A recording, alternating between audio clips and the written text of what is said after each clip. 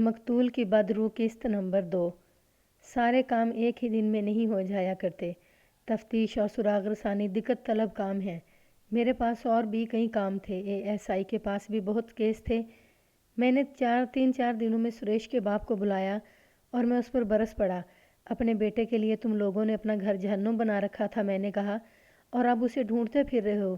میں نے تم سے پوچھا تھا کہ وہ اپنی بیوی کے ساتھ خوش رہتا تھا تو تم نے کہا تھا کہ ہاں خوش رہتا تھا۔ کیا تمہیں معلوم نہیں کہ تمہاری بیوہ بیٹی باغ میں عبدالرحیم کے پاس جاتی ہے اور تمہارا بیٹا اسے منع کرتا تھا اور تم اور تمہاری بیوی اسے برا بھلا کہتے تھے؟ مجھے سچ سچ بتاؤ، کیا تم نے اپنی بیٹی کو اجازت دے رکھی تھی کہ وہ کسی کے ساتھ یارانہ گانٹھ کر بیوگی مزے سے گزارے؟ بوڑھے کا منہ کھل گیا اور اس کے ہاتھ اوپر اٹھ کر اپنے آپ ہی میرے آگے جڑ گئے۔ اس کی جیسے زبان ہی بند ہو گئی تھی۔ وہ میرے الزام کی تردید بھی نہیں کر رہا تھا۔ کیا تم نے عبدالرحیم کے ساتھ کبھی بات کرنے کی نہیں سوچی تھی؟ میں نے کہا، تم چند سرکردہ آدمیوں سے کہہ کر عبدالرحیم کے خلاف کوئی کارروائی کر سکتے تھے۔ وہ چڑیل ہے مہاراج، اس نے کہا۔ خراب اپنی لڑکی ہو تو ہم دوسروں کے خلاف کیا کارروائی کر سکتے ہیں؟ پھر تم اپنی بیٹی کے حق میں اپنے بیٹے کے خلاف کیوں ہو گئے تھے؟ میں نے پوچھا۔ ہم اسے کسی خاص وجہ سے یقین دلانا چاہتے تھے کہ اس کی بہن پر غلط الزام لگایا جا رہا ہے، اس نے جواب دیا۔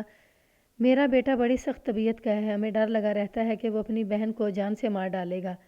مجھے ان لوگوں کی عزت بے عزتی کا ذرا سا بھی غم نہیں تھا۔ میں نے ان کے بیٹے کی گمشدگی کی رپورٹ درج کی تھی۔ اس کی تفتیش کے لیے میرے لیے وہ باعث معلوم کرنا ضروری تھا جس نے لڑکے کو لاپتہ کیا تھا۔ سریش کے دوستوں نے مجھے جو باتیں بتائی تھیں، مجھے ان کی تصدیق کی ضرورت تھی۔ مجھے سریش کے باپ پر غصہ اس لیے آیا تھا کہ اس نے مجھے انتہائی ضروری باتیں نہیں بتائی تھیں۔ اب اس نے تصدیق کر دی۔ اس نے یہ بھی کہا کہ اوشا سریش کی بیوی کو ہر وقت پریشان رکھتی تھی اور سریش کے سسرال سریش کی جان کو آئے رہتے تھے۔ اگر تمہارا بیٹا گھر کے حالات سے تنگ آ کر بھاگ گیا ہے تو میں کیا کر سکتا ہوں؟ میں نے کہا۔ مجھے ایک شک ہے، اس نے کہا۔ وہی جو آپ نے نام لیا ہے، عبدالرحیم، اس نے میرے بیٹے کو غائب کیا ہوگا۔ یہ شک کب پیدا ہوا؟ میں نے پوچھا۔ پہلے کیوں نہ بتایا؟ اس نے 2 ہندوؤں کے نام لے کر کہا، انہوں نے یہ شک کیا ہے۔ ان کی باتیں سن کر مجھے بھی خیال آیا ہے کہ ایسے ہو سکتا ہے۔ ایک روز سریش نے مجھے سخت غصے میں کہا تھا کہ اوشا اور عبدالرحیم کسی روز اس کے ہاتھوں قتل ہوں گے۔ میں نے اسے کہا تھا کہ وہ ایسی بات عبدالرحیم سے نہ کہہ بیٹھے۔ ایسا نہ ہو کہ قتل ہونے سے پہلے اس کے ہاتھوں قتل ہو جائے۔ مجھے تو اس شک ہے کہ میرا بیٹا قتل ہو گیا ہے۔ یہ شک تو مجھے بھی تھا۔ میں نے دوسرے دن سریش کی بہن اوشا کو تھانے بلایا۔ اس کا باپ ساتھ تھا۔ باپ کو میں نے الگ بٹھا دیا۔ اوشا اچھے چال چلن کی عورت نہیں تھی، لیکن اسے دیکھ کر مجھے بہت افسوس ہوا۔ قد بوت کے لحاظ سے اس میں بڑی کشش تھی اور خدا نے اسے شکل و صورت بھی بڑی اچھی دی تھی، مگر اس کی قسمت بہت ہی بری تھی۔ 25 سال بھی کوئی عمر ہوتی ہے؟ اسے کسی کی بیوی ہونا چاہیے تھا۔ اسے دیکھ کر ہر جوان ہندو کہتا ہوگا کہ وہ اوشا کے ساتھ شادی کر لے، لیکن اس بے بنیاد مذہب نے بیوہ پر بڑی ظالمانہ پابندی عائد کر رکھی تھی۔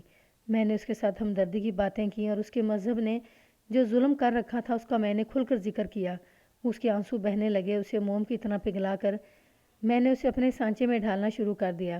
جب وہ پوری طرح میرے قبضے میں آ گئی تو میں نے اسے احساس دلائے بغیر کہ میں تفتیش کر رہا ہوں، اس سے باقاعدہ پوچھ گچھ شروع کر دی۔ میں نے اسے جو کچھ پوچھا اور جو اس نے جواب دیے وہ بڑی ہی لمبی بات ہے۔ ساری بات سنانے کی ضرورت نہیں، اس کے اہم حصے سنا دیتا ہوں۔ تمہیں اپنے بھائی سے اتنی زیادہ نفرت تھی کہ وہ لاپتہ ہو گیا اور تمہیں اس کا کوئی افسوس نہیں۔ میں نے کہا، تم نے ایک بار بھی مجھ سے نہیں پوچھا کہ تمہارا بھائی مل جائے گا یا نہیں؟ یہ آپ کو کیسے شک ہوا کہ مجھے اپنے بھائی کا غم نہیں؟ اس نے کہا۔ میں نے کچھ ایسی باتیں سنی ہیں جس سے مجھے شک ہوتا ہے۔ میں نے کہا، جھوٹ نہ بولنا اوشا، مجھے سب کچھ معلوم ہو گیا ہے۔ سریش تمہاری وجہ سے لاپتہ ہوا ہے اور اس کا مجرم عبدالرحیم ہے۔ دیکھو اوشا، مجھے اس سے کوئی دلچسپی نہیں کہ تمہاری دوستی کس کے ساتھ ہے اور دشمنی کس کے ساتھ ہے۔ میری دلچسپی تمہارے بھائی کے ساتھ ہے۔ وہ چونک کر مجھے دیکھ رہی تھی۔ تمہیں معلوم ہے کہ سریش کی عبدالرحیم کے ساتھ لڑائی ہوئی تھی؟ میں نے کہا، اور دونوں نے ایک دوسرے کو قتل کی دھمکیاں دی تھیں۔ میں حیران ہوں کہ ایک عورت اپنے بھائی کی بجائے ایک غیر مرد کا ساتھ دے رہی ہے۔ آپ غلط کہہ رہے ہیں، اس نے کہا۔ میں نے اس غیر مرد کا ساتھ چھوڑ دیا ہے۔ میں نے اسے کہہ دیا ہے کہ تمہیں معلوم ہے کہ میرا بھائی کہاں ہے۔ تم نے ایسا کیوں کہا تھا؟ میں نے پوچھا۔ تمہیں ایسا شک کیوں ہوا تھا؟ عبدالرحیم نے ایک روز مجھے بتایا تھا کہ سریش نے اسے قتل کی دھمکی دی ہے، اس نے جواب دیا۔ سریش کی اس کے ساتھ اچھی خاصی لڑائی ہوئی تھی۔ عبدالرحیم نے مجھے کہا تھا کہ اپنے بھائی سے کہہ دینا کہ مجھ سے ٹکر لے گا تو اس کی لاش بھی نہیں ملے گی۔ میں نے اسے کہا تھا کہ وہ میرے بھائی کے متعلق ایسی باتیں نہ کریں ورنہ میں اس کے پاس آنا چھوڑ دوں گی۔ اس روز بات آئی گئی ہوگی۔ چند دنوں بعد سریش لاپتہ ہو گیا۔ اسے ادھر ادھر تلاش کرتے رہے۔ میں یہ امید لگائے بیٹھی رہی کہ وہ ناراض ہو کر چلا گیا ہے، واپس آ جائے گا۔ 5-6 دن گزر گئے تو مجھے یقین ہو گیا کہ عبدالرحیم وار کر گیا ہے۔ میں نے اسے صاف کہا کہ میرا بھائی مجھے واپس کر دو۔ وہ قسمیں کھانے لگا، لیکن میں نے اعتبار نہ کیا۔ عبدالرحیم قابل اعتبار ہو بھی نہیں سکتا۔ وہ میرے ساتھ دوستی کر کے اپنی بیوی کو دھوکہ دے رہا تھا۔ میں اس کے پیچھے پڑی رہی۔ وہ مجھ سے یہ منوانے کی کوشش کرتا رہا کہ میرے بھائی کی گمشدگی میں اس کا ذرا سا بھی عمل دخل نہیں۔ میں نے اس کے ساتھ قطعی تعلق کر لیا ہے۔ میں یہ بات کسی سے نہیں کہہ سکتی تھی۔ میں آپ کا انتظار کرتی رہی۔ میں نے سوچا تھا کہ آپ مجھ سے نہ ملے تو میں آپ کے پاس خود ہی آ جاؤں گی اور آپ کو بتا دوں گی کہ میرے بھائی کو عبدالرحیم نے غائب کیا ہے اور شاید قتل بھی کروا دیا ہے۔ میرا خیال ہے کہ تم سریش کی بیوی کو تنگ کرتی ہو، میں نے کہا، اور بیوی اسے تنگ کرتی رہی ہے، اس لیے وہ گھر سے بھاگ گیا ہے۔ اس لڑکی کے ساتھ تمہاری کیا دشمنی ہے؟ وہ کہ تسلی بخش یا کوئی ٹھوس جواب نہ دے سکی۔ مجھے اس کے جواب کی ضرورت بھی نہیں تھی۔ میں کچھ اور معلوم کرنا چاہتا تھا۔ اپنی ضرورت کے مطابق اس پر سوالوں کا جال پھینکا۔ بہت دیر کی پوچھ گچھ اور جرا کے بعد میں اس نتیجے پر پہنچا کہ اوشا کو سریش کی بیوی کے خلاف کوئی ٹھوس شکایت نہیں تھی۔ اس لڑکی نے بھی اوشا سے کہا تھا کہ وہ خاندان کی بدنامی کا باعث نہ بنے۔ اس کے علاوہ اوشا اس لڑکی سے اس لیے بھی جلتی تھی کہ یہ لڑکی اپنے آپ کو اوشا سے زیادہ خوبصورت سمجھتی تھی۔ کیا میرا بھائی مل جائے گا؟ اس نے پوچھا اور اس کی آنکھوں میں آنسو آ گئے۔ اگر زندہ ہوا تو مل جائے گا، میں نے کہا، لیکن جو شک تم نے ظاہر کیا ہے اگر وہ صحیح نکلا تو پھر تم خود سوچ لو۔ اس کے آنسو دیکھ کر مجھے اس پر ترس آ گیا اور اس کے چال چلن کے متعلق سوچا تو مجھے کچھ اور زیادہ افسوس ہوا۔ میں نے کہا، اسے تمہارے گناہوں کی سزا ملی ہے۔ وہ کچھ دیر میرے منہ پر نظریں جما کر چپ رہی، پھر اس کا سر جھک گیا۔ میں بول بول کر تھک گیا تھا۔ میں بھی چپ رہا۔ آخر اس نے سر اٹھایا۔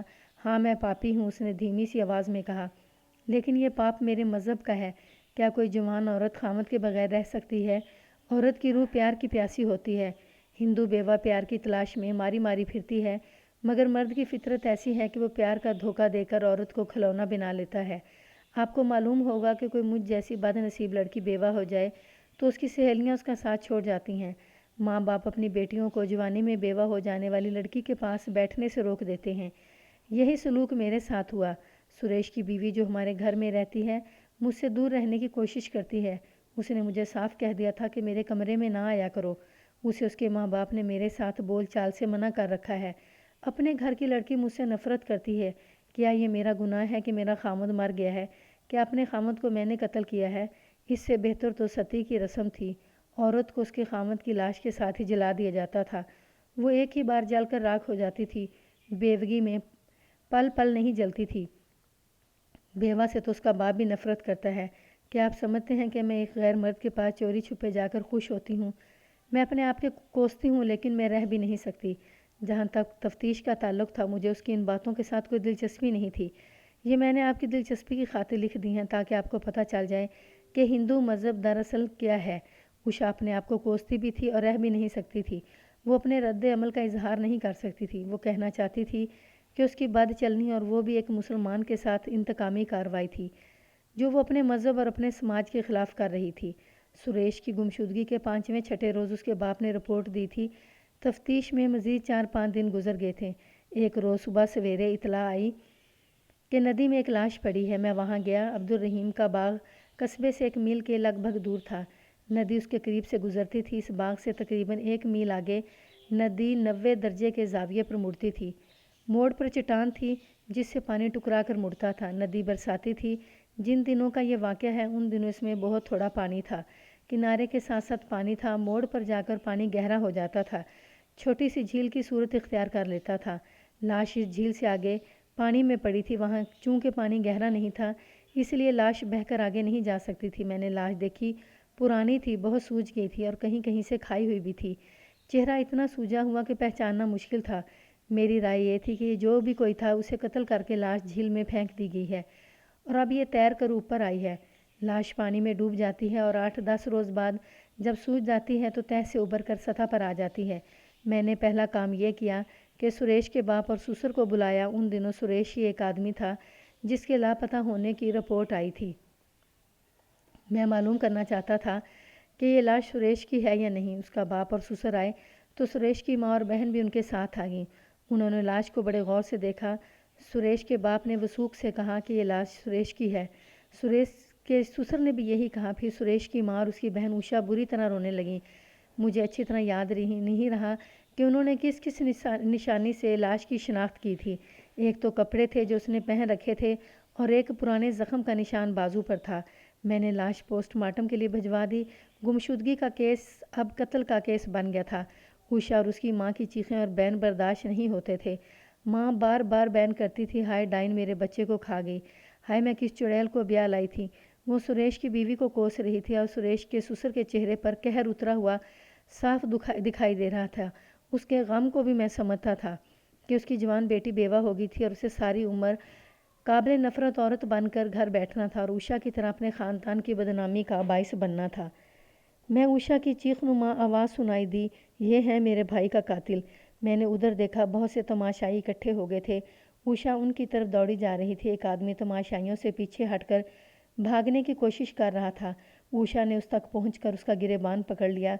उस आदमी ने उषा को धक्का देकर गिरेबान छुड़ा लिया। मैंने एक कांस्टेबल से कहा कि इस आदमी को इधर ले आओ। उषा भी उसके साथ आ गई। वो रोते हुए रट लगाए चली जा रही थी, इसने मेरे भाई को कत्ल किया है, इस पापी ने ये कहता था कि मुसलमान हो जाओ, तुमसे शादी कर लूँगा। वो भाई की लाश देखकर पागल हो गई थी। जो मुंह में आया बकती गई। वो आदमी मेरे सामने आया। अच्छा खूबरू आदमी था, लेकिन उसका रंग पीला पड़ गया था। मैंने उसका नाम पूछा, अब्दुल रहीम। उसने हकलाते हुए कहा, यह छटी हुई बदकार औरत है जनाब, उसकी बातें ना सुने। जब देखो मेरे बाग में पहुंची हुई होती है और कहती है मुझे मुसलमान कर लो। मैं बीवी बच्चों वाला हूँ, मैं उसके कहने पर तुम्हें फांसी नहीं चढ़ाऊँगा। मैंने तसल्ली अमीज़ लहजे में कहा। घबराओ नहीं, तुम्हारी पूरी बात सुनूंगा। तुमने ये लाश देखी है? हाँ जी, उसने कहा, देखी थी। मैंने आपको इधर आते देखा, फिर किसी ने बताया कि लाश बरामद हुई है, मैं भी आ गया। तुम सुरेश को अच्छी तरह जानते थे? मैंने पूछा, क्या ये उसी की लाश है? कौन सुरेश? उसने हैरान सा होकर पूछा। मैंने उसे कभी नहीं देखा। उषा का भाई सुरेश, मैंने कहा। मैंने उषा को परे हटा दिया था। अब्दुल रहीम से कहा, उषा को बुलाता हूँ, उसके सामने कहना कि तुम सुरेश को नहीं जानते थे। वो खामोशी से मेरे मुंह की तरफ देखता रहा और मैं उसे देखता रहा। उसके चेहरे पर जो रंग आ जा रहे थे वो मुझे तसल्ली दे रहे थे कि मुजरिम मिल गया है। अब इकबाल जुर्म कराना और शहादत की फराहमी रह गई है। लाश जा चुकी थी। मैंने सुरेश के बाप और उसकी माँ और उसके ससुर से कहा कि वो थाने चलें। उषा को अलग करके अच्छी तरह समझाया कि वो मेरे साथ रहे और ज़ुबान बंद रखे और उसी बात का जवाब दे जो मैं पूछूं। उसकी ज़हनी हालत बहुत बुरी थी। मेरी बात समझ नहीं रही थी। बड़ी ही मुश्किल से उसे समझाया। उषा को मैंने साथ ले लिया और हेड कांस्टेबल से कहा कि वह अब्दुल रहीम को साथ ले ले और इसी बाग में चला जाए। अब्दुल रहीम 30 और 35 साल के दरमियान की उम्र का खूबसूरत और खुशहाल आदमी था। उसके मुतल्लिक मुझे कोई अच्छी रिपोर्ट नहीं मिली थी। उसका बाग बड़ा खूबसूरत था। सब्जियां थीं और फलों के दरख्त थे। ये कोई 4 एकड़ ज़मीन थी। इसमें उसने एक मकान बना रखा था जिसके 2 कमरे थे। उसके इर्द गिर्द पौधों और झाड़ियों की घनी बाड़ थी। इससे अब्दुल रहीम के ज़ौक़ का पता चलता था। वो जिंदा दिल इंसान था। बाग में रहट भी था। मैंने जाते ही बाग में काम करने वालों को अलग कर लिया। वो 2 आदमी थे, एक अधेड़ उम्र था और दूसरा अब्दुल रहीम की उम्र का। अधेड़ उम्र के बीवी बच्चे बाग ही में रहते थे। उनका मकान कच्चा मकान बाग के कोने में था। दूसरा अकेला था। उसके बीवी बच्चे कस्बे में रहते थे। मैंने अधेड़ उम्र माली या मज़ेरे की बीवी को भी बुला लिया।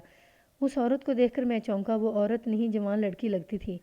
उसकी उम्र 25-26 साल थी, लेकिन इससे कम लगती थी और उसका खामद उससे कमोबेश 15 साल बड़ा था। उम्र के फ़र्क के अलावा खामद सूखा मुरझाया हुआ, दुबला पतला और बदसूरत था और उसकी बीवी बड़े अच्छे रंग की खूबसूरत औरत थी। खूबसूरती कुछ और चीज़ होती है। खूबसूरती पाक भी होती है। बाज़ औरतों की खूबसूरती में बदी की आमेज़िश होती है। खूबसूरती की इन 2 किस्मों के अलावा एक किस्म और भी है जिसे पुलिस वाले ज़्यादा अच्छी तरह जानते हैं। इस किस्म की औरतों के नक्श तीखे होते हैं और उनकी आंखें मुस्कुराती हैं। होंठों के कोनों पर हर वक्त तबस्सुम सा रहता है। जिस्म में दिलकशी होती है। ऐसी औरत किसी मर्द को नज़र भर कर देखे तो उस मर्द का जिस्म कांप जाता है। ऐसी औरत के अंदाज़ और बात करने के तरीके से यकीन हो जाता है कि यह तो फंसी फसाई है, मगर मर्द को ऐसे चक्कर देती है कि दिन को तारे दिखा देती है। ऐसी औरतें कत्ल करवाती हैं और मकतूल की लाश पर ऐसे बयान करती हैं कि पत्थरों के भी आंसू टपकने लगते हैं। ऐसी औरत पुलिस के काम की होती है। जासूसी के लिए ऐसी ही औरतों को मुंतखब किया जाता है। ऐसी औरत को जब तालीम और ट्रेनिंग मिल जाती है तो हुकूमतों के तख्ते उल्ट दिया करती है। उसने अपना नाम ज़रीना बताया। وہ اوشا کو دیکھ رہی تھی اور اس کی آنکھوں میں مسکراہٹ تھی، لیکن اس کے چہرے پر اداسی تھی۔ میں عبد الرحیم کو اس کے مکان کے اندر لے گیا۔ سنو بھائی عبد الرحیم، میں نے کہا، تم نے کہا تھا کہ تم سریش کو نہیں جانتے۔ میں نے تو سنا تھا کہ تم عقل والے آدمی ہو، لیکن تم میں تو عقل ہے ہی نہیں۔ میں تمہیں ایک بات بتاتا ہوں، اس پر غور کر لو۔ یہاں دوستوں کی طرح بات کروں گا۔ تم پر یہ منحصر ہے کہ مجھے دوست اور مسلمان بھائی سمجھو، اور میں بھائی بن کر دکھاؤں گا۔ اگر مجھ سے زیادہ عقل مند بننے کی کوشش کرو گے تو بات تھانے میں چلی جائے گی، وہاں میں اپنے سگے بھائی کو بھی بھائی نہیں سمجھا کرتا۔ اصل بات یہی بتا دو، میں تمہیں بچانے کی پوری کوشش کروں گا۔ اگر نہ بچا سکا تو تمہارے وکیل کو ایسے نکتے بتا دوں گا کہ تم صاف بری ہو کر آ جاؤ گے۔ تو کیا آپ یہ سمجھتے ہیں کہ سریش کو میں نے قتل کیا ہے؟ اس نے تڑپ کر پوچھا۔ میں نہیں، حالات اور شہادتیں کہہ رہی ہیں کہ سریش کو تم نے قتل کیا ہے، میں نے کہا۔ سب سے بڑی شہادت تو تم خود دے رہے ہو، سریش کو جانتے ہوئے کہہ رہے ہو کہ تم اسے نہیں جانتے۔ ہاں ملک صاحب، اس نے کہا، میں نے واقعی جھوٹ بولا ہے۔ میں سریش کو جانتا تھا، میں نے جھوٹ اس لیے بولا تھا کہ میں ہی شک میں نہ پکڑا جاؤں۔ شک میں پکڑے جانے کا ڈر کیوں پیدا ہوا؟ میں نے پوچھا۔ کیا تمہارا اور سریش کا کوئی ایسا تعلق تھا کہ قتل تک کا اندیشہ تھا؟ ملک صاحب، اس نے کہا، آپ نے کس طرح یقین کر لیا ہے کہ سریش قتل ہوا ہے؟ میں تو کہتا ہوں کہ اس نے خودکشی کی ہے۔ پہلے یہ بتاؤ کہ لاش سریش ہی کی ہے؟ میں اگر اکیلا ہوتا تو یقین سے نہ کہتا کہ یہ لاش سریش کی ہے۔ اس نے جواب دیا۔ اس کے ماں باپ، بہن اور سسر نے کہہ دیا ہے کہ یہ اسی کی لاش ہے، تو میں نے بھی اسی کی لاش سمجھا۔ اب بتاؤ کہ تم اسے خودکشی کیوں کہہ رہے ہو؟ میں نے کہا، کیوں؟ خودکشی کی کیا وجہ ہو سکتی ہے؟ بد چلن بہنوں کے بھائی یا تو قتل کرتے ہیں یا اپنے آپ کو ختم کر لیتے ہیں۔ اس نے ایسے دانش مندہ لہجے میں کہا جیسے مجھے طفل مکتب سمجھ رہا ہو۔ ایسے بھائی قتل بھی ہو جایا کرتے ہیں نا عبد الرحیم؟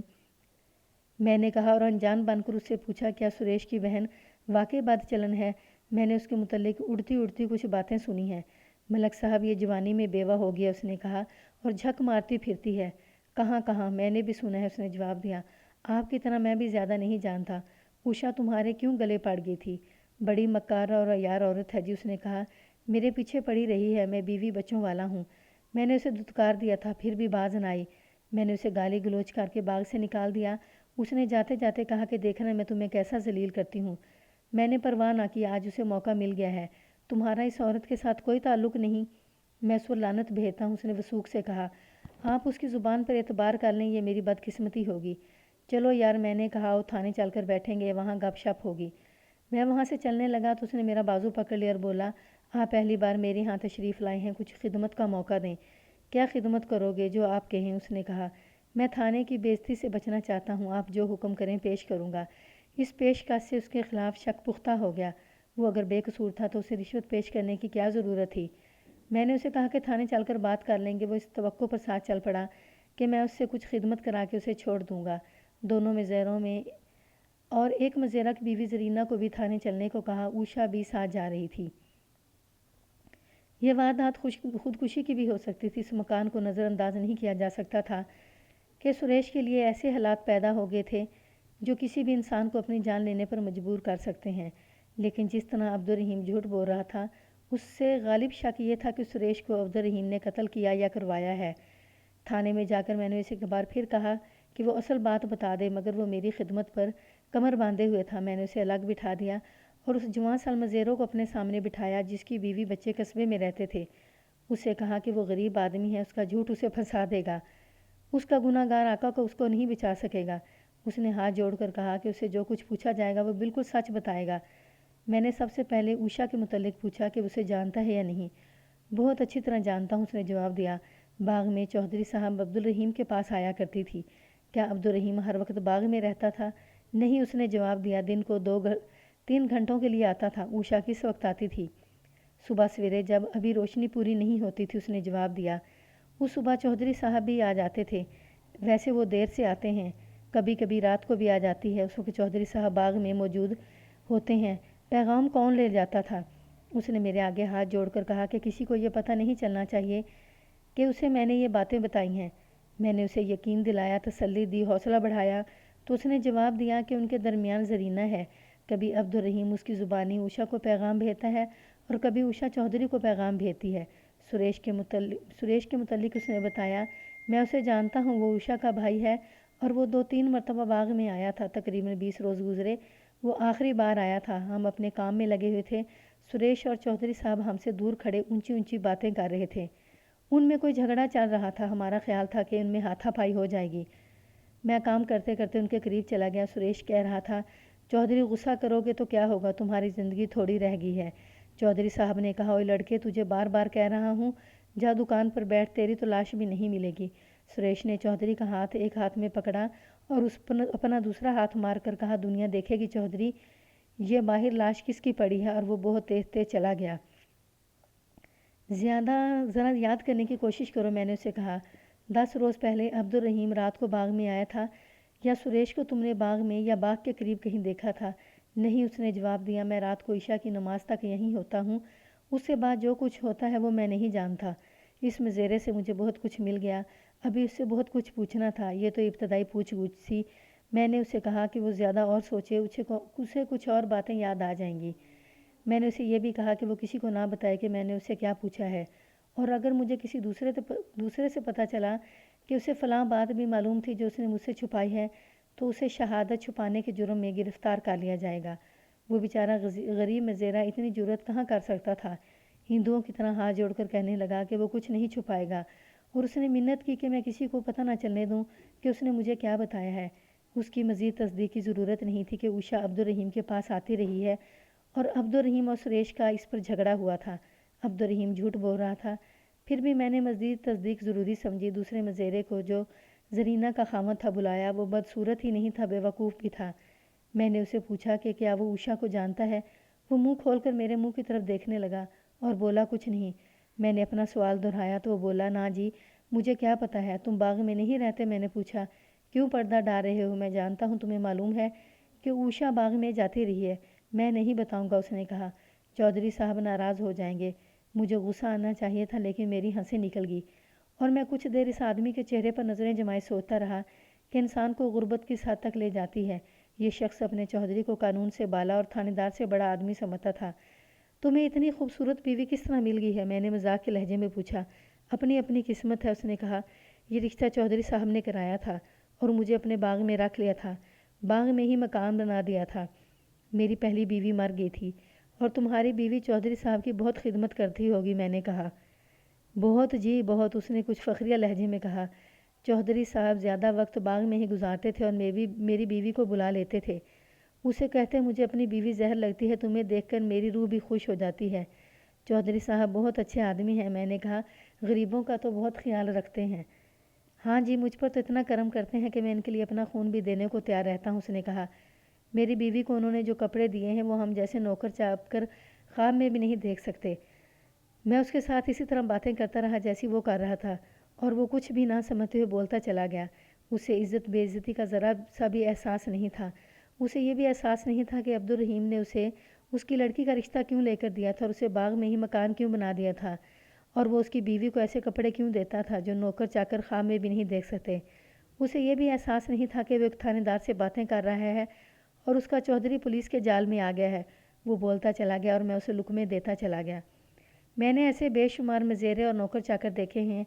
हर थानेदार देखता है और किसी से पूछे बगैर समझ आता है कि उनकी ज़हनी और इखलाकी हालत क्या है। ज़रीना के खामद की बातों से और कुछ अपने तजर्बे से मेरे जहन में कुछ ख्याल पैदा हुए। मैंने उनके मुताबिक उससे कुछ बातें की, लेकिन तफ्तीश और तहकीकात के अंदाज से नहीं। कुछ अरसे से चौधरी साहब तुम लोगों पर इतने मेहरबान नहीं रहे थे जितना पहले थे, मैंने कहा। मेरा ख्याल है इस हिंदू लड़की ने, जिसका नाम उषा है, उन्हें ज़रीना से कुछ दूर कर दिया है। आप जानते हैं जी, हिंदू बड़ी कॉम्प्लीट कौम है, उसने कहा। अपनी लड़कियों को संभाल कर नहीं रखते, वो हर किसी को ख़राब करती फिरती हैं। उषा जब बाग में आती थी तो तुम्हारी बीवी से बातचीत करती थी? हाँ जी, उसने कहा। वो मेरी बीवी के पास बहुत देर बैठी रहती थी। कभी कभी उसे 2-4 आने भी दे जाती थी। ज़रीना चौधरी अब्दुल रहीम के घर भी जाती होगी, मैंने कहा। उसकी बीवी का ज़रीना के साथ कैसा सलूक है? वो बहुत बुरी औरत है, उसने कहा। मेरी बीवी को अच्छा नहीं समझती। चौधरी साहब भी कहते हैं कि उनकी बीवी बहुत बुरी औरत है। इसके साथ कुछ और देर बातें हुई, लेकिन वो बिल्कुल होंक था। मैंने कुछ काम की बातें उसे उगलवा ली, लेकिन मेरा असल मसला कुछ और था। मुझे ऐसी शहादत और सुराग दरकार था जिससे मैं साबित कर सकता कि सुरेश को अब्दुल रहीम ने कत्ल किया और लाश पानी में फेंक दी थी। अगर ऐसे हुआ है तो अब्दुल रहीम ने यह वारदात अकेले नहीं की होगी। उसके साथ कम अज़ कम एक आदमी का होना ज़रूरी था। دوسرے مزید پر مجھے شک تھا، زرینہ کا خاوند اس کام کے قابل نہیں لگتا تھا۔ ایک مشکل یہ بھی پیدا ہوگی کہ لاش کا پوسٹ مارٹم قصبے کے ہسپتال میں نہ ہو سکا، کیونکہ لاش بری طرح سوج گئی تھی۔ یوں لگتا تھا جیسے اس کی گردن ہے ہی نہیں۔ قصبے کے سرکاری ہسپتال میں سیدھا سادہ عام قسم کا پوسٹ مارٹم ہوا کرتا تھا۔ سریش کی لاش کا پوسٹ مارٹم پیچیدہ تھا۔ لاش 40 میل دور بھیج دی گئی تھی۔ میں ابھی یقین سے نہیں کہہ سکتا تھا کہ یہ قتل کی واردات ہے۔ میں نے حالات اور قرائن کی روشنی میں اسے قتل کہہ دیا تھا اور اس خیال سے تفتیش شروع کر دی تھی۔